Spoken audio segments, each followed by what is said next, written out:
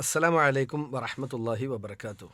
ബിസ്മില്ലാ അൽഹംദുലില്ലാ വസ്സലാത്തു വസ്സലാമു അലാ റസൂലില്ലാ വഅലാ ആലിഹി വസഹ്ബിഹി വസല്ലമ തസ്ലീമൻ കസീറ അമ്മാ ബഅദ്. ഫഅഊദു ബില്ലാഹി മിനശ് ശൈത്വാനിർ റജീം.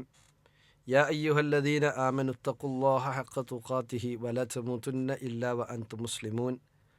യാ അയ്യുഹന്നാസു ഇത്തഖൂ റബ്ബക്കുമുല്ലദീ ഖലഖക്കും മിൻ നഫ്സിൻ വാഹിദ വഖലഖ മിൻഹാ സൗജഹാ വബസ്സ മിൻഹുമാ റിജാലൻ കതീറൻ വനിസാഅ واتقوا الله الذي تساءلون به والأرحام إن الله كان عليكم رقيبا يا أيها الذين آمنوا اتقوا الله وقولوا قولا سديدا يصلح لكم أعمالكم ويغفر لكم ذنوبكم ومن يطع الله ورسوله فقد فاز فوزا عظيما.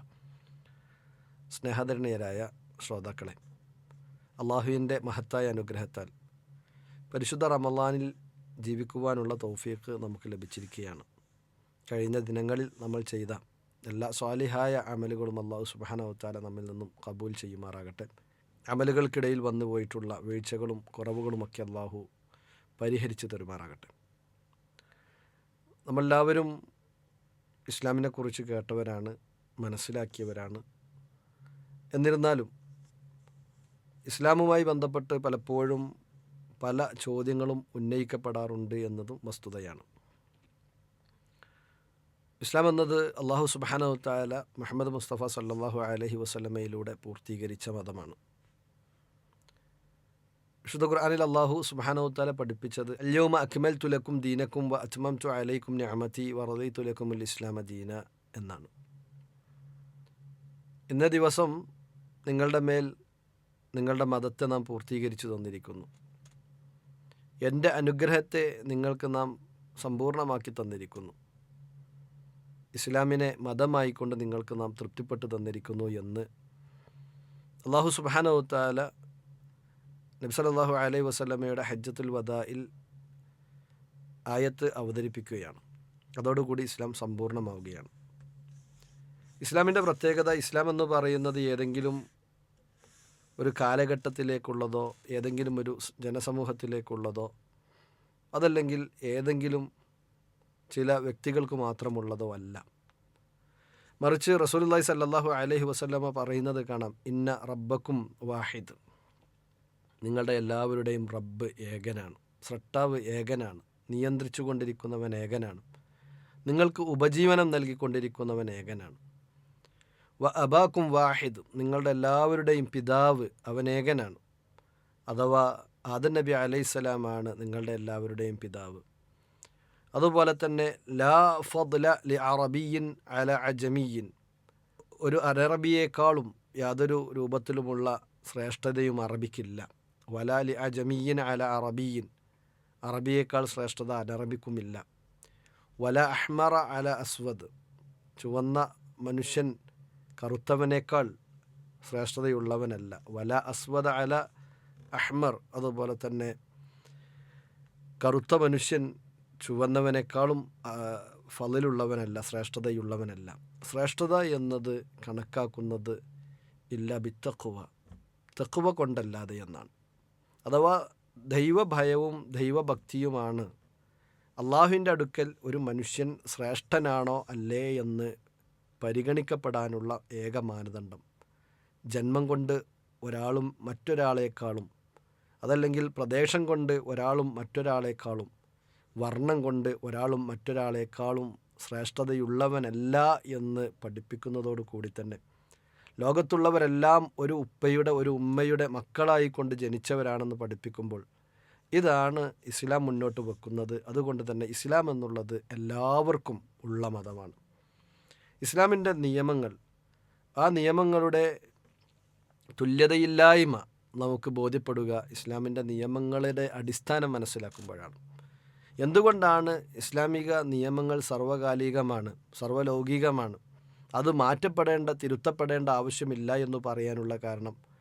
ഒന്നാമതായി നമ്മൾ മനസ്സിലാക്കേണ്ടത്, ഒന്ന്, ഇസ്ലാം എന്നുള്ളത് അള്ളാഹുവിൽ നിന്നുള്ള മതമാണ്. അള്ളാഹുവാണ് അതിൻ്റെ നിയമങ്ങളെ ഉണ്ടാക്കിയിട്ടുള്ളവൻ, അള്ളാഹുവാണ് അതിൻ്റെ മറ്റു കാര്യങ്ങളെല്ലാം സംവിധാനിച്ചിട്ടുള്ളത്. മനുഷ്യനെ സംബന്ധിച്ചിടത്തോളം മതപരമായ നിയമങ്ങൾ ഉണ്ടാക്കുവാനുള്ള ഒരു അനുവാദവും അള്ളാഹു സുബ്ഹാനഹു വ തആല നൽകിയിട്ടില്ല എന്നതുകൊണ്ട് തന്നെ അള്ളാഹുവിൻ്റെ റസൂലിന് പോലും മതത്തിൽ ആ നിലക്ക് ഒരു നിയമമുണ്ടാക്കുവാനോ മറ്റോ പാടുള്ളതല്ല. മറിച്ച് പ്രവാചകനെ സംബന്ധിച്ചിടത്തോളം അള്ളാഹു സുബ്ഹാനഹു വതആല ഉണ്ടാക്കിയ നിയമങ്ങളെയും സംഹിതകളെയും പഠിപ്പിച്ചു തരലും ആ നിലക്ക് ജനങ്ങളെ നടക്കുവാൻ വേണ്ടി ഉപദേശിക്കലും അതിനാവശ്യമായ സൗകര്യങ്ങൾ ഉണ്ടാക്കി കൊടുക്കുകയും ചെയ്യുക എന്നതാണ്. അതുകൊണ്ട് തന്നെ ഇസ്ലാമിൻ്റെ നിയമങ്ങൾ ഏത് സമയത്തും ഏത് കാലഘട്ടത്തിലും അത് നടപ്പിലാക്കാൻ കഴിയുന്നതാണ് എന്ന് ഉറപ്പിച്ചു പറയാം. കാരണം ഈ പ്രപഞ്ചത്തെ സൃഷ്ടിച്ച, കാലങ്ങളെ സൃഷ്ടിച്ച, നാടുകളെ സൃഷ്ടിച്ച, മനുഷ്യരെ മുഴുവൻ സൃഷ്ടിച്ച അള്ളാഹുവാണ് ഈ മതത്തിൻ്റെ നിയമങ്ങളെ ഉണ്ടാക്കിയത് എന്നതാണ് അടിസ്ഥാനപരമായി കൊണ്ട് നാം മനസ്സിലാക്കേണ്ടത്. ഇനി ഇസ്ലാം മുന്നോട്ട് വെക്കുന്ന നിയമങ്ങൾ, ആ നിയമങ്ങളുടെ ഉള്ളിലേക്ക് ഇറങ്ങിച്ചെന്ന് കഴിഞ്ഞാൽ മനുഷ്യരായ നമ്മുടെ ബുദ്ധി കൊണ്ട് ആലോചിച്ചാൽ തന്നെ ആ നിയമങ്ങളുടെ ഉള്ളിലുള്ള അതല്ലെങ്കിൽ ആ നിയമം അങ്ങനെ കടന്നു വരുവാനുള്ള ഹേതു നമുക്ക് കണ്ടെത്താൻ കഴിയും. എല്ലാ വിഷയങ്ങളുടെയും ഹേതു കണ്ടെത്തിയാൽ മാത്രമേ വിശ്വസിക്കുവാൻ പറ്റുകയുള്ളൂ.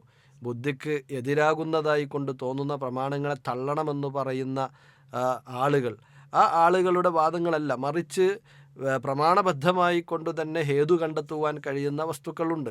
അത്തരം കാര്യങ്ങളെ ഹേതു കണ്ടെത്തുമ്പോൾ തന്നെ ഇത് എന്തുകൊണ്ട് കാലികമായി നിലനിൽക്കുന്നു എന്ന് നമുക്ക് ഏവർക്കും മനസ്സിലാക്കാൻ കഴിയും. അതിലൊന്നാമതായി നമ്മൾ മനസ്സിലാക്കേണ്ടത്, ദീന് അരുതെന്ന് പറഞ്ഞ കാര്യങ്ങളിലേക്ക് ചെന്ന് കഴിഞ്ഞാൽ അരുതെന്ന് പറഞ്ഞ കാര്യങ്ങളിലൊന്നും തന്നെ ഒരു ഉപകാരവും മനുഷ്യന് ഉണ്ടാവുകയില്ല എന്ന് മാത്രമല്ല, അതെല്ലാം ഉപദ്രവങ്ങളായിരിക്കും. അതല്ല എങ്കിൽ അതിൽ ഉപകാരങ്ങളുണ്ട് എങ്കിൽ ഉപകാരത്തെക്കാൾ കൂടുതൽ അതിൽ ഉണ്ടാകുക ഉപദ്രവങ്ങളായിരിക്കും.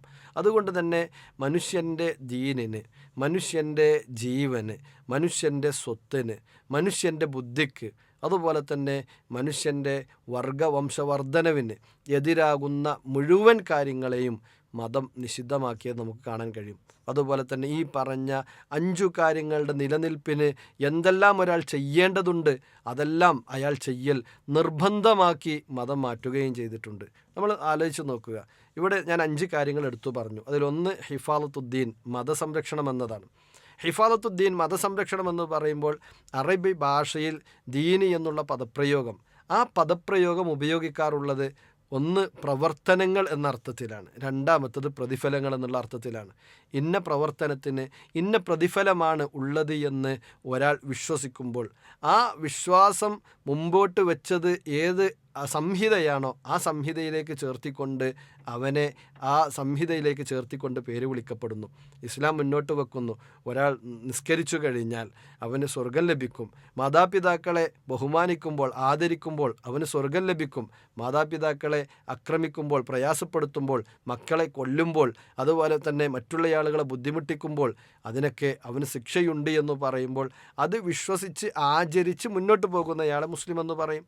അപ്പോൾ ഇവിടെ മതം മുന്നോട്ട് വെക്കുന്ന നിയമങ്ങളുടെ അടിസ്ഥാനങ്ങളിൽ ഒന്നാമതായി എപ്പോഴും മതം പ്രാധാന്യം നൽകാറുള്ളത് ഹിഫാളത്തുദ്ദീൻ, ഒരു വ്യക്തിയുടെ വിശ്വാസ പ്രതിഫല സംരക്ഷണങ്ങളെയാണ്. ഇസ്ലാമിക കാഴ്ചപ്പാടിൽ ബഹുദൈവാരാധന എന്ന് പറയുന്നത് വലിയ പാപമാണ്. ബഹുദൈവാരാധനയിലൂടെ ഒരു മനുഷ്യൻ ചെയ്ത മുഴുവൻ കർമ്മങ്ങളും അഥവാ നന്മകൾ മുഴുവനും നശിച്ചു പോകും, ഇല്ലാതെയായി പോകുമെന്നതുകൊണ്ടാണ് മതം ബഹുദൈവാരാധനയെ വലിയ തെറ്റായി കൊണ്ട് കാണുന്നത്. വിശുദ്ധ ഖുർആനിൽ പറയുന്നത് കാണാം. നബി സല്ലല്ലാഹു അലൈഹി വസല്ലമയോടാണ് അള്ളാഹു പറയുന്നത്, ലഇൻ അശ്റക്ത ലയഹ്ബതന്ന അമലുക്.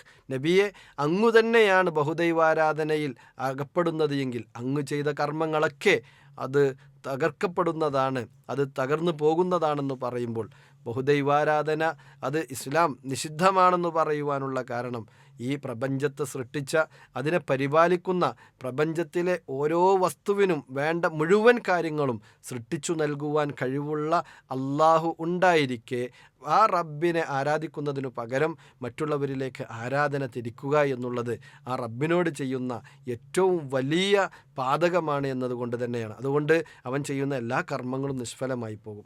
രണ്ടാമത് നിയമങ്ങൾ എടുത്തു നോക്കുകയാണെങ്കിൽ മനുഷ്യൻ്റെ ജീവൻ സംരക്ഷിക്കപ്പെടാൻ ആവശ്യമായ ഹിഫാളത്തുൻ നഫ്സ്, ജീവൻ സംരക്ഷിക്കാൻ വേണ്ടി ആവശ്യമായ നിയമങ്ങളാണ് ഉണ്ടാക്കിയിട്ടുള്ളത്. അതുകൊണ്ടാണ് ഒരാൾ ബോധപൂർവം കൊന്നു കഴിഞ്ഞാൽ അദ്ദേഹത്തിന് പ്രതിക്രിയയുടെ ഭാഗമായി കൊണ്ട് കൊല്ലണമെന്ന് ഇസ്ലാം പറഞ്ഞത്. കാരണം കൊലപാതകം നടത്തിയത് ബോധപൂർവമാണ്. ഒരു പ്രതികാരത്തിൻ്റെ ഭാഗമായിക്കൊണ്ടാണ് എന്നൊക്കെയാകുമ്പോൾ സ്വാഭാവികമാണ് നിയമം മനുഷ്യൻ സ്വയം കയ്യിലെടുത്ത് അവൻ ആ രൂപത്തിൽ മുന്നോട്ട് പോയി കഴിഞ്ഞാൽ മനുഷ്യകുലത്തിനു തന്നെ അത്തരക്കാർ ഭീഷണിയാണ്, അപകടമാണ് എന്ന നിലക്കാണ് ഇസ്ലാം അവിടെ കൊലപാതകത്തിനുള്ള ശിക്ഷയായിക്കൊണ്ട് കൊലപാതകം തന്നെ നിർണയിക്കുന്നത്. മാത്രമല്ല അതിലാണ് ജനങ്ങൾക്ക് ജീവിതമുള്ളത് എന്ന് പറയുകയും ചെയ്തു. അഥവാ മനുഷ്യരുടെ സ്വൈര്യമായ ജീവിതത്തിന് വിഘാതം സൃഷ്ടിക്കുന്ന ആളുകളാണ് എന്ന് ഭരണകൂടത്തിന് കൃത്യമായി തെളിവുകളുടെ അടിസ്ഥാനത്തിൽ ഒരാളെക്കുറിച്ച് ബോധ്യമായി കഴിഞ്ഞാൽ അദ്ദേഹത്തെ വധിക്കാമെന്നതാണ്. ആ വധിക്കുന്നത് മറ്റുള്ള ആളുകളുടെ ജീവൻ സംരക്ഷിക്കുന്നതിൻ്റെ ഭാഗമായിക്കൊണ്ടാണ്. അത്തരം കാര്യങ്ങളെയാണ് ജീവൻ സംരക്ഷണത്തിൻ്റെ വിഷയങ്ങളിലേക്ക് നമ്മൾ കൊണ്ടുവരേണ്ടത്. അതുപോലെ തന്നെ മൂന്നാമത്തെ കാര്യമായി കൊണ്ട് നമ്മൾ നോക്കുക, മനുഷ്യനെ സംബന്ധിച്ചിടത്തോളം അവൻ്റെ ധനം എന്നുള്ളത് ഭൗതിക ജീവിതത്തിൻ്റെ നിലനിൽപ്പിൻ്റെ അടിസ്ഥാനമാണ്. ആ ധനം അപഹരിക്കുവാൻ വരുന്ന വ്യക്തി, ആ വ്യക്തി അദ്ദേഹത്തിൻ്റെ കൈ മുറിക്കേണ്ടതുണ്ട്. അതുപോലെ തന്നെ കൊള്ളയടിക്കുന്ന വ്യക്തിയാണെങ്കിൽ അയാളുടെ കൈ മുറിക്കേണ്ടതുണ്ട് എന്ന് പറയുമ്പോൾ തന്നെ കൃത്യമായി ഇസ്ലാം പഠിപ്പിക്കുന്നത് മറ്റുള്ള ആളുകളുടെ ധനം ഇയാളെ തൊട്ട് സംരക്ഷിക്കപ്പെടുക എന്നതാണ്. അവിടെയാണ് ആ നിയമം ഉണ്ടാകുന്നത്. അതുപോലെ തന്നെ നമ്മൾ നോക്കിക്കഴിഞ്ഞാൽ മനുഷ്യൻ്റെ ബുദ്ധിയെ ബാധിക്കുന്ന, മനുഷ്യനെ എല്ലാ അർത്ഥത്തിലും നിലനിർത്തുന്നത് അവൻ്റെ ബുദ്ധിയാണ്. ആ ബുദ്ധിയെ ബാധിക്കുന്ന ഏതു ലഹരിയാണെങ്കിലും, അത് പ്രകൃതിദത്തമായ രൂപത്തിലുള്ള ലഹരികളാണെങ്കിലും സിന്തറ്റിക് ലഹരികളാണെങ്കിലും അതിൽ യാതൊരു വ്യത്യാസവുമില്ലാതെ മനുഷ്യൻ്റെ ബുദ്ധിയെ ബാധിക്കുന്നതാണെന്ന്, മനുഷ്യൻ്റെ നിലനിൽപ്പിനെ തന്നെ അത് പ്രശ്നമാണെന്നുള്ളത് കൊണ്ടാണ് ആ ലഹരികൾ മുഴുവനും ഇസ്ലാം നിഷിദ്ധമാക്കിയത്. ആസ്വാദനങ്ങളുടെ പിന്നാലെ പോകുക എന്നതല്ല മനുഷ്യനെ സംബന്ധിച്ചിടത്തോളം ഇസ്ലാം മുന്നോട്ട് വെച്ചിട്ടുള്ള തത്വം. മറിച്ച് അല്ലാഹു സുബ്ഹാനഹു തആല എങ്ങനെ ഒരു മനുഷ്യൻ ജീവിക്കണമെന്ന് പറഞ്ഞുവോ ആ രൂപത്തിൽ ജീവിച്ച് ഈ ദുനിയാവിൽ, ഈ ഇഹലോകത്ത് മാന്യമായി ജീവിച്ച് ഇതിനു ശേഷമുള്ള ലോകത്ത്, ആസ്വാദനങ്ങളുടെ ലോകത്തേക്ക് തിരിച്ചു പോകണമെന്ന ആ ഒരു അടിസ്ഥാന തത്വമാണ് ഇസ്ലാം മുന്നോട്ട് വെക്കുന്നത്. ഇത് കഴിഞ്ഞ് അഞ്ചാമത്തെ കാര്യത്തിലേക്ക് വരുമ്പോൾ മനുഷ്യൻ്റെ വംശവർദ്ധനവ് എന്നുള്ളത് അത് കൃത്യമായും പരിഗണിക്കപ്പെടേണ്ട വിഷയമാണ്. അതുകൊണ്ട് തന്നെ ഇസ്ലാം വിവാഹ നിയമങ്ങളും അതുമായി ബന്ധപ്പെട്ടുള്ള കാര്യങ്ങളുമൊക്കെ സംവിധാനിച്ചു. വിവാഹേതര ലൈംഗിക ബന്ധങ്ങളും അതിലേക്കെത്തുന്ന മുഴുവൻ കാര്യങ്ങളും മനുഷ്യൻ്റെ വർഗവംശവർദ്ധനവിനെ സാരമായി ബാധിക്കുമെന്നും കുത്തഴിഞ്ഞ ജീവിതത്തിലേക്ക് മനുഷ്യൻ കടന്നു ചെല്ലുന്നതോടുകൂടി അവൻ്റെ ജീവിതത്തിൽ സമൂഹത്തിൽ കടന്നു വരാനിരിക്കുന്ന അപകടങ്ങളും പ്രശ്നങ്ങളുമൊക്കെ മുമ്പിൽ കണ്ടുകൊണ്ട് തന്നെ അല്ലാഹു സുബ്ഹാനഹു തആല അത് വിലക്കുകയാണ് ചെയ്തത്. വിവാഹം കഴിച്ച് ഭാര്യാഭർത്താക്കന്മാരായി കൊണ്ട് ജീവിക്കുമ്പോൾ അതോടൊപ്പം അവർ പരസ്പരം എങ്ങനെയായിരിക്കണം ജീവിക്കേണ്ടത് എന്നും കുടുംബത്തിൻ്റെ ഉത്തരവാദിത്തം ആർക്കായിരിക്കുമെന്നും സാമ്പത്തികമായി കൊണ്ട് കുടുംബത്തെ പോറ്റേണ്ടതാരാണ് എന്നും കുടുംബത്തിലെ മക്കൾക്ക് വേണ്ട രൂപത്തിലുള്ള തർബീയത്തും അഥവാ അവർക്ക് മാന്യമായ രൂപത്തിൽ വളരാൻ ആവശ്യമായ സാഹചര്യങ്ങളും മറ്റുമൊക്കെ ഉണ്ടാക്കേണ്ടതും അത് സൂക്ഷ്മതയോടുകൂടി വീക്ഷിച്ച് നോക്കിക്കാണേണ്ടതും ആര് എന്ന ഉത്തരവാദിത്തങ്ങൾ ഓരോരുത്തരുടെയും കഴിവും പ്രാപ്തിയും മനസ്സിലാക്കി അതിനനുസരിച്ച് നിർണയിച്ചു നൽകിയത് കുടുംബമെന്ന് പറയുന്ന സംവിധാനവും വംശവർദ്ധനവിൻ്റെ സംരക്ഷണവും മുമ്പിൽ വെച്ചുകൊണ്ടാണ്. ഇതൊക്കെ കാറ്റിൽ പറത്തി ഓരോ കാലഘട്ടത്തിലും ആ കാലഘട്ടത്തിന് അനുയോജ്യമായതെന്ന് പറഞ്ഞ് പുതിയ പുതിയ നിയമങ്ങൾ ഉണ്ടാക്കുകയും ആ നിയമങ്ങളുമായി മുന്നോട്ട് പോകുമ്പോൾ അത് മനുഷ്യനെ സംബന്ധിച്ചിടത്തോളം മനുഷ്യൻ്റെ വർഗത്തിനു തന്നെ ഹാനിയായിരുന്നു, സമൂഹത്തിന് ഹാനിയായിരുന്നു, നാടിന് ഹാനിയാക്കുന്ന കാര്യങ്ങളാണ് എന്ന് തിരിച്ചറിഞ്ഞ് നിയമങ്ങളെ പിൻവലിക്കുന്ന അവസ്ഥകൾ പല നിയമനിർമ്മാണ വിദഗ്ധന്മാർക്കും മറ്റും ഉണ്ടായിട്ടുണ്ട് എങ്കിൽ ഇസ്ലാമിനെ സംബന്ധിച്ചിടത്തോളം ഇസ്ലാമിൻ്റെ നിയമങ്ങൾ മനുഷ്യൻ്റെ അടിസ്ഥാന വിഷയങ്ങളിൽ തൊട്ടുകൊണ്ടാണ് അല്ലാഹു സുബ്ഹാനഹു തആല സംവിധാനിച്ചിട്ടുള്ളത് എന്നതുകൊണ്ട് ഇതൊരിക്കലും മാറ്റേണ്ടി വരികയില്ല. ഏത് നാട്ടിലേക്കും ഏതു കാലഘട്ടത്തിലേക്കും ഏത് മനുഷ്യരിലേക്കും ഇത് തുല്യമായി കൊണ്ടു തന്നെയാണ് ഉണ്ടാകുക. ഒരിക്കലും തന്നെ ഒരാളും മറ്റൊരാളെക്കാളും ഉന്നതനാകുന്നത് അവൻ്റെ ജന്മം കൊണ്ടല്ല, നിറം കൊണ്ടല്ല, ദേശം കൊണ്ടല്ല എന്ന് പ്രഖ്യാപിക്കുമ്പോൾ വിശുദ്ധ ഖുർആൻ പറഞ്ഞത് യാ അയ്യുഹന്നാസ് ഇന്ന ഖലഖനാകും മിൻ ദക്കരിൻ വ ഉൻസ വജഅൽനാകും ശുഊബൻ വ ഖബായില ലിതഅറഫു ഇന്ന അക്രമക്കും ഇൻദല്ലാഹി അത്ഖാക്കും. തീർച്ചയായും നിങ്ങളെ നാം സൃഷ്ടിച്ചിട്ടുള്ളത് ഒരു ആണിൽ നിന്നും ഒരു പെണ്ണിൽ നിന്നുമാകുന്നു. നിങ്ങളെ ഗോത്രങ്ങളും വർഗങ്ങളുമാക്കി തീർത്തിട്ടുള്ളത് നിങ്ങൾ പരസ്പരം തിരിച്ചറിയുവാൻ വേണ്ടിയാണ്. നിങ്ങളിൽ ഏറ്റവും ഉത്തമന്മാരായിട്ടുള്ളത് നിങ്ങളിൽ അള്ളാഹുവിൻ്റെ അടുക്കൽ ഏറ്റവും ഉത്തമന്മാരായിട്ടുള്ളത് അള്ളാഹുവിനെ സൂക്ഷിച്ച് ജീവിക്കുന്നവനാണ് എന്ന തത്വം ഇസ്ലാം കൃത്യമായി പഠിപ്പിക്കുമ്പോൾ അതിനനുസൃതമായ നിയമങ്ങളാണ് അള്ളാഹു സുബ്ഹാനഹു തആല സംവിധാനിച്ചത് എന്ന തിരിച്ചറിവാണ് ഓരോ വിശ്വാസിക്കും ഉണ്ടാകേണ്ടത്. അള്ളാഹു സുബ്ഹാനഹു തആല നമുക്ക് മുസ്ലിമായി ജീവിക്കുവാനുള്ള തൗഫീക്ക് നൽകിയത് വലിയ അനുഗ്രഹമായി കണ്ടുകൊണ്ട് ഇസ്ലാമിൻ്റെ ചട്ടക്കൂട്ടിൽ ഒതുങ്ങി നിന്ന് കൃത്യമായി ജീവിതം മുന്നോട്ട് നയിച്ച് യഥാർത്ഥ വിശ്വാസിയായിക്കൊണ്ട് മരിക്കുവാൻ നമ്മൾ തയ്യാറാവുക. അള്ളാഹു സുബ്ഹാനഹു തആല അതിനുള്ള തൗഫീഖ് നമുക്ക് എവർക്കും നൽകി അനുഗ്രഹിക്കുമാറാകട്ടെ.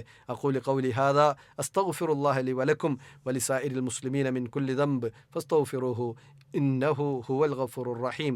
വസല്ലല്ലാഹു അലാ മുഹമ്മദ്. അസ്സലാമു അലൈക്കും വറഹ്മത്തുള്ളാഹി വബറകാതുഹു.